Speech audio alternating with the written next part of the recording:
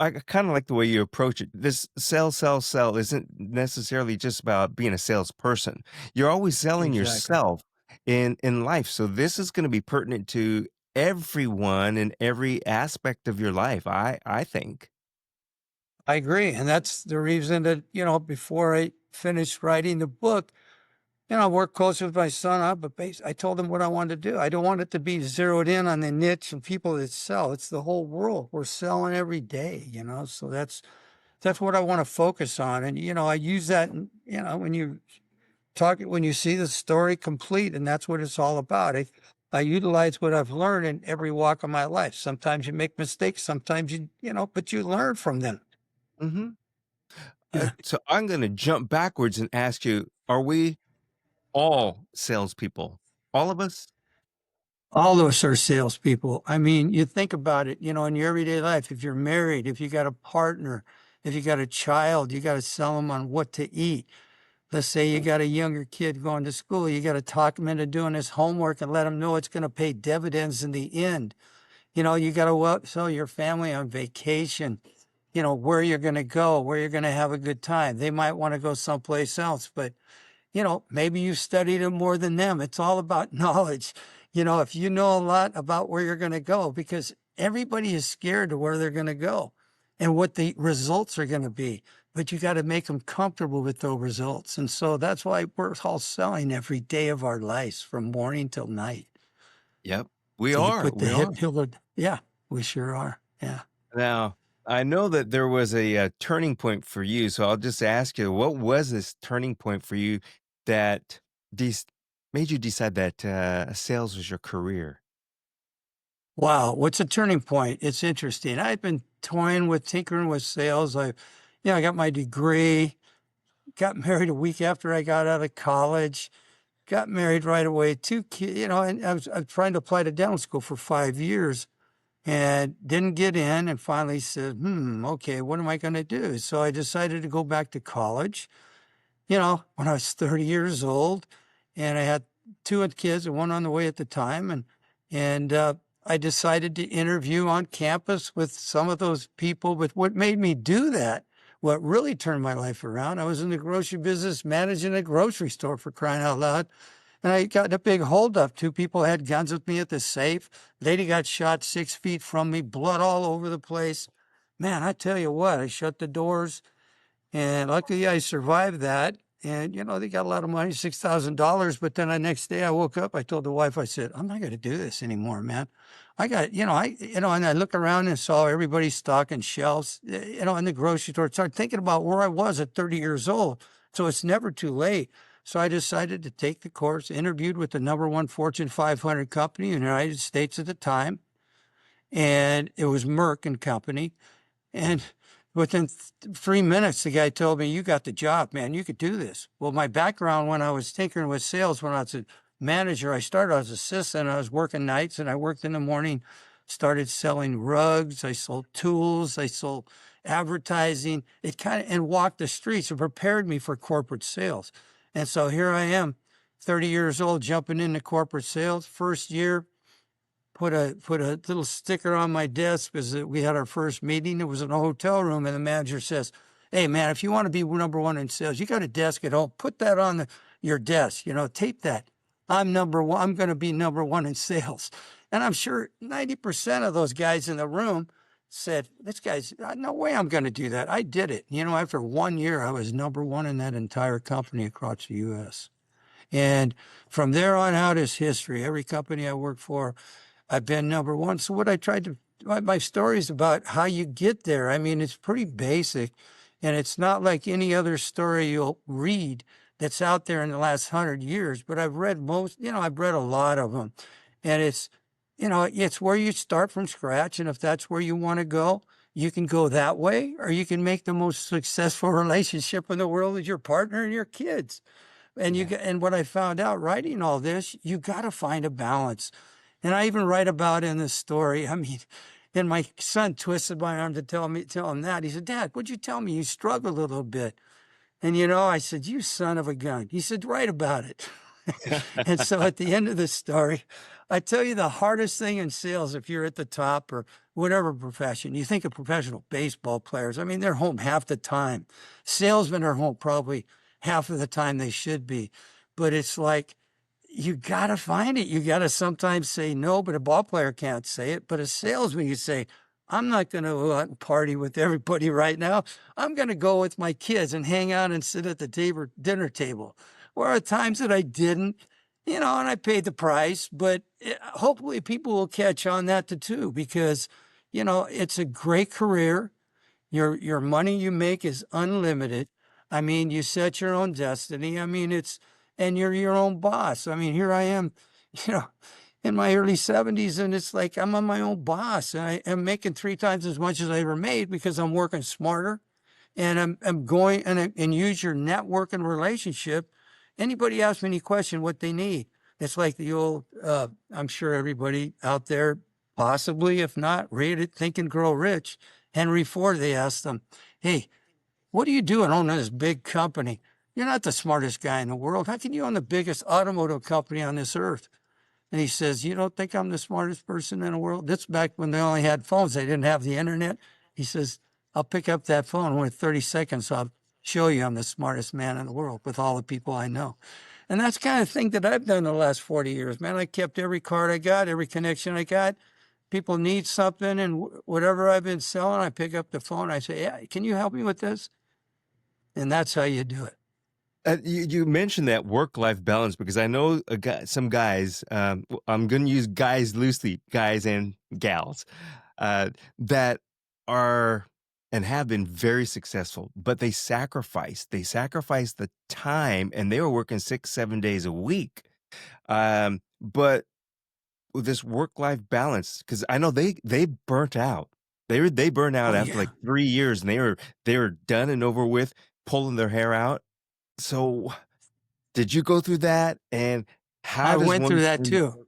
work-life balance? Yeah, I went through that too. There was a time, and I wrote about it in the story, when I was the number one salesperson in the company. And I looked up there, all my peers, 500 people in the audience. And I'm thinking to myself after I gave that talk, I said, everybody thinks I'm the happiest guy on earth, but you know what? It's all been for the company and not necessarily for the family. And that first, my first marriage ended after 19 years. And it was like, you pay the price, and you got to realize before it's too late, because everybody's watched the Brady Bunch and all those shows in years past or heard about it, Happy Days, all of them, everything has the perfect family. But man, it isn't easy to have the perfect family. Now it must be even tougher with both people working. I mean, they got a caretaker taking care of the kids. It's like, one thing I wrote in the book, you got to have, if you have a relationship, you got to have a date night. You got to put it on the calendar with your wife every week, or your partner, your friend, or whoever it is. You got to break away once in a while. It's not necessarily at a bar hanging out or going to, a meeting after work and just hanging out with the guys. And, I love sports, but, you got to weigh it. Sometimes you got to give up some of that golf. On a Sunday, it takes all day to play golf, but sometimes you got to realize it's, hey, maybe you could divide that up. It's like, that's what I'm trying to say. It's all the whole package. If anybody could figure out, I think I got it figured out in this stage of my life, but if this will give anybody out there an opportunity to read something in gold, like the Golden Apple book, I mean, maybe you'll be able to figure it out, and you could write the next book how you figured it out or they figured it out. It's because, yeah. And sales is, you get a high. It's not I've never been on drugs, I mean, and a lot of people in my generation, there was a lot of smoking going on in campus and everything. But other than that, there's nothing like the high of closing a sale. It's like, especially when you start, like when I started selling smaller things. But like I've sold $1 million sales accounts, and it's like, it's the same process. It's tough to sell the family at home, but it's about the same process. And it's weird. Sales is a relationship and selling, because, the average salesperson, it's a fact. They make one call and they're done. Kind of like in basketball, one and done, 1 year in college Mm. and they're done. They're ready to go to the pros. And then 90% of them make 3 calls, 95%, and only 5% make 5 calls. So, I mean, you got to nurture it. In other words, people aren't, there's two types of selling: relationship and the quick sale and the long-term sale. People want a long-term sale so they can trust you, and they know that they're going to get everything you got. I mean, you can't on a first call, sure, you win somebody over with a little humor or whatever it is, or something they remember, some trick you do. I'm a magician, they might say, "Hey man, I love that trick." And then you come back, but you always bring something to the party. Like when you're in sales, I used to bring, if you make those 5 calls, you don't call up and say, "Hey, how you doing today?" And not having nothing to talk about. Maybe send them an article on the internet. Maybe send them something and you saw in the newspaper. I mean, sometimes, and the biggest thing in sales is to get in front of them in their face. One of the things that I remember after all these years of experience, I was admitted to an alternate 2 out of 5 years as a dentist. Well, I just, did the app and just waited for them to call back. But I look back at that. If it happens to any young people out there, they're trying to close something, I should have went to the college campus and said, "Hey, here I am, man. I'd make a good dentist." But in the end, it wasn't meant to be. I became a great salesman, but it's things you learn. You kind of said this. It's building rapport. It's building, if you want to call it a friendship, it's trust. You're building that trust and that long friendship. I think that Right. goes a long ways, and I do remember a time when that's what sales was about. They said, "Build that rapport. They like you, you like them. That helps." And then all of a sudden, it's just like, it doesn't matter if they like you or not. Don't get them to like you. Just go out there and sell. Like you said, a one and done. But now we're having to Yeah. come back again, full circle to, you got to build that rapport because we need to hang on to whatever clients we have or whatever relationship that we have. Exactly. You can't do that on one call. No. And even like today, in between this meeting, I'm still working, doing very well. I mean, I thought when I was preparing for this, as well as you can. I mean, I'm pretty ad lib what I'm telling you based on my knowledge. But I mean, I called up a couple of customers to say Happy Thanksgiving. I didn't have to do that. But it's like these are guys that are paid, the 20% of the 80% of your customers that are responsible for your paycheck. Those other 80%, sure, they're bits and pieces, but you got to keep them in mind. Not as frequent, but you never know when they're going to turn into a monster account, and Right. that's it. And like you said, they all want a friend. I wrote in the story, one of the stories I wrote about, I had an account one time. Everybody said, "Torres, you can't handle this. You're not technical. This guy's a chemist and, he's really out there. I don't think this is one of our accounts and we're really worried about it." I said, "Bring it on." Anyway, I took the guy out to lunch, and all of a sudden, he didn't want to talk anything technical. He wanted a friend. And it was one of my long-term customers. I mean, everybody needs a friend. You got to have friends. You got to be like friends with the family, but you got to be friends with your customers too. But don't let it go overboard with your customers, Yeah. because it's all about the balance. The thing is, the people that are listening right now, when they're hearing us talk about sales, it's again not necessarily that you're selling a product. You could also sell yourself. Or a lot of the kids now might be listening, going, they're talking about sales. Well, there's a lot of people out there that says, "I want to be an influencer." Well, what the heck do you think you're doing? You're selling yourself. You're influencing. Exactly. Exactly. On Instagram and all those, it's like, Mhm. and you got to figure a way, you know, people's attention span is what, 45 seconds? Because the image of difference is everything. And I remember when I started with Merck, we brought a guy in, Secrets of Success. Okay. He says within the first 30 seconds, everybody has the image of who you are. So yeah, if you're trying to be an influencer on Instagram or any of that, man, make that 30 seconds something will catch. I mean, I recently did it about my book, and I had 5,000 hits when I come up with an idea and people watch it for 30 seconds. I mean, you know, and that's pretty good, I guess, compared to a lot of people, but it's an art. I mean, selling is an art. And I think you got to get the bet. My dad was an artist, one of the world renowned artists. And I used to say, after a while, I asked him, why didn't he ever sign his paintings? I used to go back in the studio with him and he says, no, Dave, I never sign a painting until I'm done, until like he closed it, and he did have some that he signed, but the other ones he wasn't finished. So if you want to finish and you want to relate and get to the people, man, connect within that first 30 seconds. Yeah. And I think too that, for the young folks out there who are listening that want to be an influencer or any kind of sales, that rapport that we're talking about is also being consistent. So if they're talking about being an influencer, being on the internet and things like that, you can't, it's not a one and done. It's not one and every once in a while. Got to be consistent and people get used to that. And then they're waiting for you to produce or to give something. S- that's I may Exactly. be wrong, but No, that's you're how I right. I mean, you think about it. If people go to the time and put it out on Facebook, Instagram, you know, if they comment on it, so they know that you're feeding, you give them some feedback. When you, like, in other words, if you send somebody something, an article or, something to kind of talk about, you need some feedback, man. If you don't, even like when you send an email, if you don't get feedback, it's like, wait a minute, what did I do wrong? Think about it. And that's why, whatever you're trying to do in life, if you're trying to get a job, you know, you got to set yourself apart when you interview, Mhm. and that's even out of college.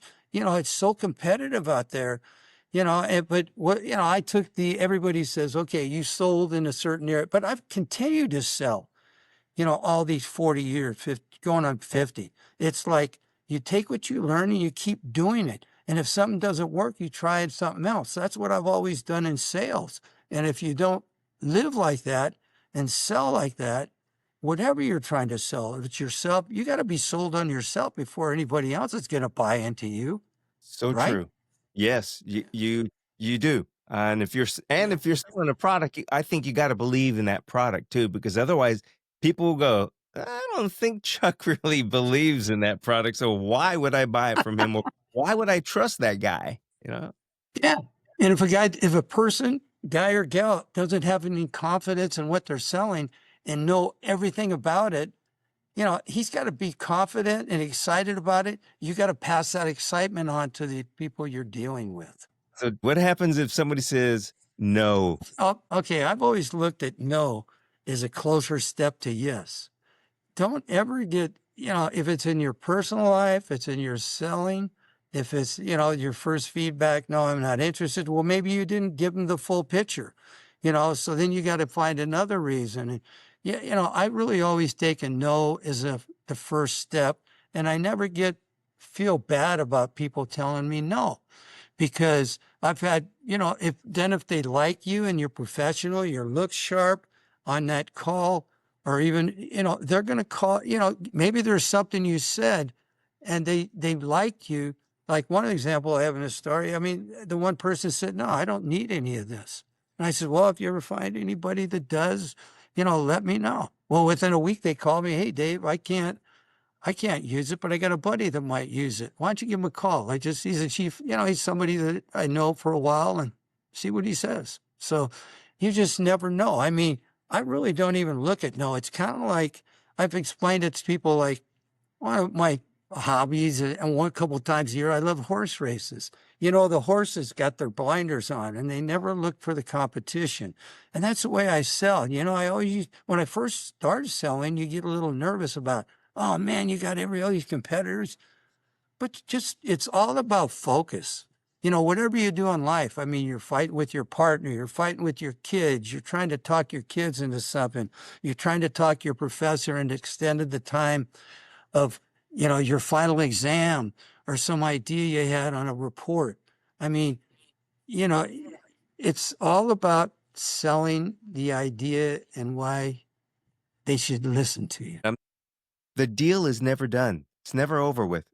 It's don't think, No, "Oh, it I isn't. sold that one house to that guy, that person, that couple." That's not done, you know? Yeah, 5 years exactly. down the road, chances are likely they're gonna be looking to upgrade or move someplace else. That's right. There it Yeah, is. one of the stories that I love to share, that that I actually put in my story is, I won the big deal on The Price is Right in 1976. And I was just off that day from work. And I had a buddy of mine, he actually passed on a few months ago, one of my best friends. And he was on it once, didn't get on. He said, Dave, he says, can you go? And I said, yeah, I'm off today. So I went. And he says, make sure you wear a colorful shirt. Okay, that stood out. And he says, make sure they come up with you in a line. If everybody's ever going to go on The Price is Right, this is the way it works. You're on a line of 400 people.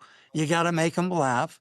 Well, they came up to me and I made them laugh, said something funny. And then all of a sudden we get in, they walk us in. There must have been maybe 50 people out of those 400, they walk in. And lo and behold, the first person they called is, come on down, Dave DeRazzi. So, it was funny. And then I've won this first package, some bug bets for my kids that they actually slept in for many years. Trip to Hawaii, a stereo. And anyway, it's a process. And you just got to focus and you got to think about what you need to do to make it happen and where you want to be. You got to have a vision as a salesperson, family, business, or whatever. I always had a vision. I always see things and you got to picture something. Everybody dreams about, well, I want to win that big vacation. I want to go to Hawaii. Well, everybody can do it. You just got to figure out what you got to do to get there. Yeah, Right? absolutely. Yes. Well, again, like we're Yeah. saying, this everything that we're talking about sells happens in your entire lifetime. We're always influencing, trying to sell, and not to make it sound bad trying to sell, but like I said, if you have a child and you want them to eat their spinach, you got to sell it. What's the benefit of eating Exactly. spinach? You know, it's Yeah. yeah, And it's where it continues to get older. One of my sons, he's been he's been a teacher. He's done all kinds of stuff, right? And he's working for Apple now part time. And anyway, he's all of a sudden he's getting depressed. And I said, just keep it out there. Keep your name out there. Ryan, you're good. You could do this. He's made a bunch of money working for a big company and now he's settled for part time. Finally, talked to him last week, and just keep building his confidence. I said, Dad, you can't believe it. On my third interview. Well, I'll find out next week if he got it. But I says, and this is a big company. I says, you just got to you can't give up. I was at the top, it's even in my story. I was the number one salesman in the company. A guy meets me in a Denny's parking lot. And, one day he says, Dave, he says, we're not going to breakfast. I said, what are we doing here? He says, well, I'm laying you off. I says, what? What the heck you laying me off for? I said, I've been number one, all these years. He says, we're making a change. Anyway, so, I just said, oh, well. But anyway, I took care of business. And before you know it, I had a job making the same salary or more. And it's what you learn in the past. It's like a step in the direction to move forward and on top. That's yeah. wherever you're doing or whatever you do in life is just, especially this day and age with all these, everybody worried about AI and the jobs taken away. Hey, if you like, one of my son's girlfriends, she's taking a bunch of courses in AI and she wants to be prepared. Well, think about that. I mean, if you're good, and just like Dennis Waitley, one of the big motivationals of all times used to say, if you're good at whatever you're going to do, you're going to be good at whatever you're going to do. Mhm. And it's so true. And I live like that. And that's what life's all about. You just got to sell yourself every day. Well, and Yeah. we've heard this many, many times. So when one door closes, another opens. But that doesn't mean you wait around. You make it open. You open the doors, right? You can't just Exactly. Well, oh, yeah. it's going to happen. No, you got to Yeah. And make when things that happen. happened, what's a true story is I called the headhunter and I gave him my resume within the next week. He said, Dave, we got a gold mine here. Within 4 to 6 weeks, the guy couldn't believe what I made. I had to go in there and show him my paycheck. He was one of those doubting Thomases. I said, you want to see my pay stub? He says, okay, you're good. Believe in yourself, right? I mean, Yes, geez. that's got And to be key, right? yeah, exactly. Yeah, big baseball fan. Just like Tom and I don't know if everybody's got their sports team, but mine's always been the Dodgers. And you got to believe. And I mean, that's what it's all about. If you don't believe, we talked about it earlier. You don't believe in yourself. Who else is going to believe in you? Right? Yeah, not the guy next to you. No, because he wants that job too. He wants to close that deal, Oh, yeah. you know, he or she. I mean, yeah, it's competition, but you can't let it slow you down. I mean, as long as you take the steps for success, what everybody's heard for years. And, it's in a 114 page little golden book here. So stories. So that's Didn't I what hear I you want say to the leave golden behind. apple? It's that Yeah, golden golden apple. apple. There you go, the golden apple. And that's what I want to leave behind and give to everybody. Obviously, if it comes to fruition, I get out there and give talks and stuff. But, at this stage of the game, I want to leave something behind. People could hold in their hand and say, man, I really learned from this book. I mean, I've read, and that's what I did. I mean, I was selling up until, I was super sales up until I was in my mid 30s. Oh, I'm still selling very well. But then I read these books and I said, man, I've been doing that for years, but I didn't have to read it. But now I put it in a book. You got a lot of guys. I've been mentioned in my story. I've read Tony Robbins. I've read Zig Ziglar. I've read Waitley. All of those ones that were big motivational speakers and books and written hundreds of books. But I tell it in so many words, it's practical. You don't have to buy all my tapes. You don't have to buy all my books. It's there. And for the families, for the salespeople, anybody that wonders, and also everybody that's interested, what goes on in the mind of a guy that's really successful in sales? Is he different than anybody else? I get up in the morning just like everybody else. Maybe I get up a little earlier than everybody else. Because one of the things, when I was taking a sales class, when I was getting my master's, it was one of the instructors said, you know what? If you don't get up by 8 o'clock in the morning and have your breakfast, he says, don't even bother having breakfast, because it doesn't make a difference. You got to put the fuel in you before you even get started selling, Yes, right? sir. And then the exercise is important too. I've learned that too, especially as I got older. I try to exercise regime, and I'm not a heavyweight lifter. I just, got to stay in shape, keep up with my four sons Yeah, and family. it's that physical is part of that mental health as well, and vice Yeah. versa. But I think definitely physical maintenance is good for mental health. Yeah. That's what Zig Ziglar always say, be physically and mentally straight and you're on your way, and have goals. You got to set goals. And, Yeah. I don't know if that was going to come up, but one of the things I learned through the years working for the number one Fortune 500 company, they came to us one time and says, okay, all you salespeople, we want you to set 25 targets and show the ones that you're going to sell by the end of the year. And I went up to the supervisor and I says, 25. Everybody was writing all these names down. I looked at him and I said, 25 targets. You know what? That's really not realistic. And what I started to do that's worked for me and it could work for everybody else. When you're in sales, you can make your 10 personal goals at home or whatever, but when you're in sales, make 25 targets. Put your first top 10 and concentrate on those because those are going to be the top 20% of the 80% that are responsible for what you make in sales. Hmm. So, all of a sudden, if one of those people throws you out of your office, too many no's is not going to throw you out, but you kind of diss at the time you contact them. But if one person throws you out of the office or you're a dead duck on that account, replace it with one of those other 15. And those top 10, you contact maybe every 2 weeks or every week.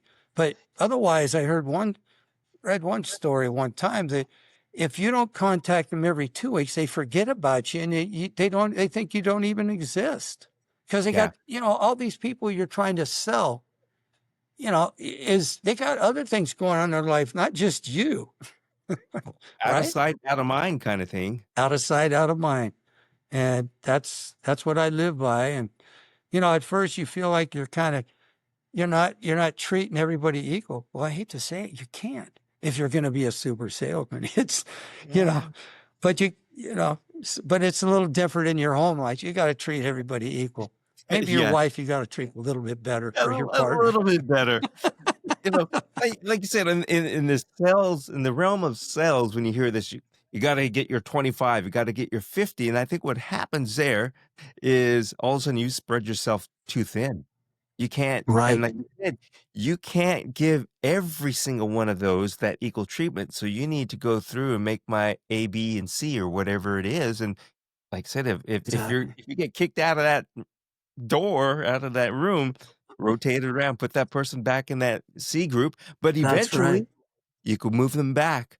Not they may not get Exactly. to A quickly, but you know what? You might reach back, go, "Hey, remember when?" They'll You- go, "I kicked you out. And I do remember. I need something from you now." I'm working on a big deal right now. It's like I hadn't called in a long time. All of a sudden, there's a new guy in charge. And the guy says, man, oh, yeah, come on, see me. I mean, he invited me in. This is one of the biggest aerospace companies in the United States. And it's like, I don't know where it's going, but I know where I'm going. Okay. I'm Yeah. doing everything to get there, but I'm not going to disclose it right yet. But I mean, I'm 95% I should make the deal, but you never know. And then one engineer that I dealt with, he went to 7 different places. That's another way you can keep growing. That's to stay in contact and Mhm. connect and don't let them know you can't stay in touch with everybody, but at least got their card. And then if somebody brings them something that you think about that you're not, and it brings it back to your attention, say, I know who to call. And that's the way it is. It's a fun. If you want to, selling is fun if you make it fun. It doesn't seem like a lot of times, it's a challenge. And if everybody's up for a challenge, there are people that are happy with the 8 to 5 job, God bless them, but like I said, this book is not just even for those people. They could learn. It's even on the job. If you're on an 8 to 5 job, you work at a Walmart, wherever you work, it's like it'll give you the opportunity to grow within that organization. But if Yeah. you could learn to read people, I think the key to selling is you gotta listen twice as much as you talk. And if all of a sudden you see a window, you know, that somebody's leaving, you'll go, wow, I'm qualified to do that. That's more money. If I make 50 cents an hour, a dollar more an hour, that can make a difference in helping you get that extra fancy dinner at the end of the month. Everybody's got to look at life that way. I mean, you got you got what God gave you. Let's use it. Yeah. And my thing that I wanna add to this before we, end the deal, Yeah. it is you gotta keep your I head was up. on Let's Make a Deal too. You gotta keep your head up. You gotta walk away, um, feeling good, even if it didn't go your way. Walk away with that smile because I think that also will make the person that you're selling to remember you. It's like, "Oh, that person didn't walk out of here angry or was not all bummed. They said, 'Thank you. Thanks for the time. Maybe we'll come around again and it'll work out.'" They'll say, "Yeah, you never know." Say, "That's right. I'll see you later." What you're saying is so true. That smile is one of your biggest assets. I don't, it doesn't matter who you are in life. I mean, look at a little kid's smile. I notice that. You look at ladies, you look at men, you look at whoever it is in life. And I remember watching one or some movie I watched recently, or somebody on TV. They had to pay because they wanted their smile back. I mean, they don't realize it's your first. I mean, my dad used to talk about it when he was on TV. He says, his biggest asset was a smile. And he said one of Frank Sinatra's producers, that he was his first producer, said that he always smiled. And it's 47 years old. He was Frank Sinatra's producer, and he moved himself up. And it's such an asset. And I think people don't realize it's that gold thing that everybody has and nobody could take away. It's a universal And like language. universal, and like one of the, Dennis Waitley, he says, when, anyway, you're driving to an account before you walk in the door, wipe a smile on your face and it'll stay with you. And I never forget that. There's some days, I mean, okay, maybe every day you might have you may be upset and leave it home or leave something behind. You don't want to bring that to work. You got to change your mood. You walk in, people don't want you to walk in with your head down, Uh, wherever it may be. They want to David, see you happy. I might have this backwards, but the song, when they talk about a frown is just an upside down smile, but I think it may have been the other way around. But That's funny. I never heard so, that one. That is funny. but Yeah. yeah, it's folks. I hope that you're getting a lot out of this because I know a lot of this stuff might seem very simple, but the simplest things, the easiest things, right under our nose, are sometimes the most difficult. So just you know, check out David's website there at Yeah. Definitely. sellsellsellbook.com. So, Yeah, and make yourself give the image a difference when you're with somebody. I mean, I went to one of these old time Johnny Palmer. He's been a magician for 40 years, and he gave a talk the other day, and it's kind of funny. He says he was being a magician on the street, and I'm a amateur magician too. But anyway, but he's professional, and he says when he's back in Philadelphia, it's a little kid walked up to him, maybe 7, 8 years old. He said, "Hey, Mister," he says, "if I could tell you where you got your shoes, will you give me $1?" He looked at the kid, and he was doing his magic. He says, "What?" He says, "Okay, I'll give you $1 if you tell me where I got my shoes." He says, "You got them on your feet." oh, Anyway, it's just, leave something behind. I mean, if you meet somebody and, make yourself different. Everybody's got a little something different about them, something that you could share. And, just kind of leave an image because they're going to, when you're interviewing, I used to interview people when I was with the company, one of the companies. And, everything, if they had something that was unique, talk about it at some point if you have the opportunity.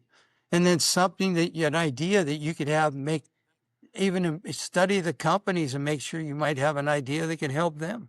They might say, yeah. "Really? Hmm, you're a thinker outside the box, right?" Outside the box. Yes, sir. Yeah. Wow. Uh, Yeah. this has been a joy just to have the Yeah. conversation, and it just puts a new spark in me as well. And I don't need to sell anything, but I'm selling the show, and that Exactly. And I think you do a good job. again. And like your smile, I've watched your podcast and I think you got heart. I mean, and you're out there to share with other people. And I appreciate being on your show, man. It's awesome. I love what you do because you do it with heart as well, and I'm enjoying what I'm doing. So thank All you, right. Well, David. thank you. Thank you. Yeah, Appreciate it. you're welcome.